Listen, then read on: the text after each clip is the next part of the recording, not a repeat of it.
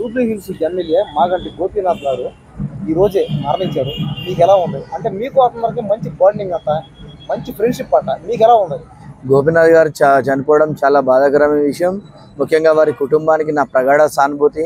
గతంలో చూసుకుంటే గోపీనాథ్ గారు మేమంతా తెలుగుదేశం పార్టీలో పనిచేయడం జరిగింది. వారు చాలా సీనియరు. అయితే ఎల్ రమణన్న దగ్గర నేను డిగ్రీ అయిపోయిన తర్వాత రమణన్నతో తిరుగుతుండే. రమణన్నతో ఆ విధంగా గోపీనాథ్ గారు నాకు పరిచయం అప్పటి నుంచే 2013 నుంచి నాకు పరిచయం. తర్వాత 2014 ఎలక్షన్లో జూబ్లీ హిల్స్ నుంచి పోటీ చేసిన వారు ఎమ్మెల్యే గెలవడం జరిగింది. మంచి నాయకుడు.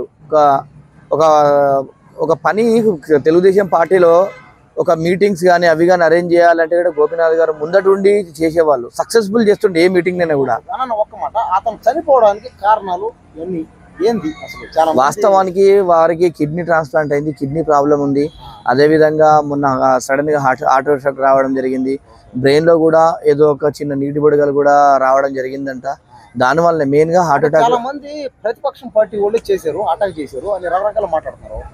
దీనికి ప్రతిపక్ష పార్టీలు అనేది ఏం లేదు. వారి ఆరోగ్యం బాగాలేకపోవడం వలన వారు చనిపోవడం జరిగింది. అతన్ని టార్చర్ చేయడం, అతని మీద సిబిఐ కేసులు అలాంటి ఇలాంటి టార్చర్ ఏం లేదండి. ఆయన మంచి వాళ్ళని చూసిండు. ఈ హైదరాబాద్ ఇప్పుడు కాదు, గతంలో 83 నుంచి హైదరాబాద్ లో పెద్ద పెద్ద రౌడీ షీటర్లు, పెద్ద పెద్ద గూండాలు ఉన్నప్పుడు ఆ రోజులనే మంచి పేరు సంపాదించుకొని తెలుగు యువత రాష్ట్ర అధ్యక్షులు, ఉమ్మడి ఆంధ్రప్రదేశ్ అధ్యక్షులు చేసిరు వారు.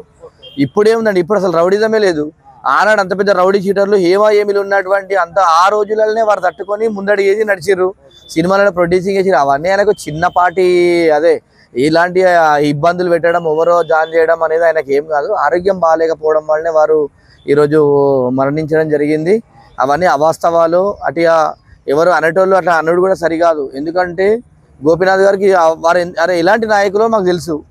ఎన్నో చూసిర్రు, ఇలాంటి ఇబ్బందులు చూసిర్రు, మంచి చూసిర్రు, చెడు చూసిర్రు, అన్ని చూసి ఇలా ఆయన 3 సార్లు ఈ స్థాయికి వచ్చిందని చెప్పి తెలియజేస్తున్నా. ఓకే, అంటే ఇప్పుడు అతనైతే చనిపోయాడు. మరి బై ఎలక్షన్ ఎప్పుడు వచ్చే ఛాన్స్ ఉన్నాయి? ఇప్పుడు ఈ 2 నెలల్లో బై ఎలక్షన్ వస్తుంది. అంటే అతని ఫ్యామిలీ వాళ్ళకి టికెట్ ఇస్తారా? కేసీఆర్ గారు, నేనైతే అనుకుంటున్నా కేసీఆర్ గారు వారి కుటుంబంలో వారి భార్య గారికి టికెట్ ఇస్తే మంచిగా ఉంటుంది.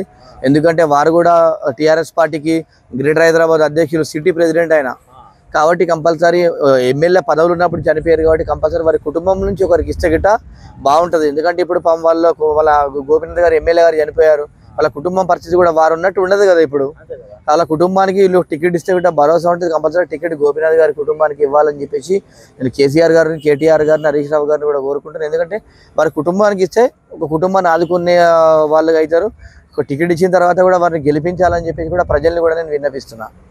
ఓకే, ఇప్పుడు వాళ్ళ ఫ్యామిలీ వాళ్ళకి టికెట్లు కానీ ఇస్తే గెలిచే ఛాన్సులు ఉన్నాయంటారా? అంటే వాళ్ళ ఫ్యామిలీ పెద్దగా బయట ఎవరికి పరిచయం లేదంట, ఒక పరిచయం తక్కువ అంట అలా అన్నారు చాలా మంది. మీరేమంటారు?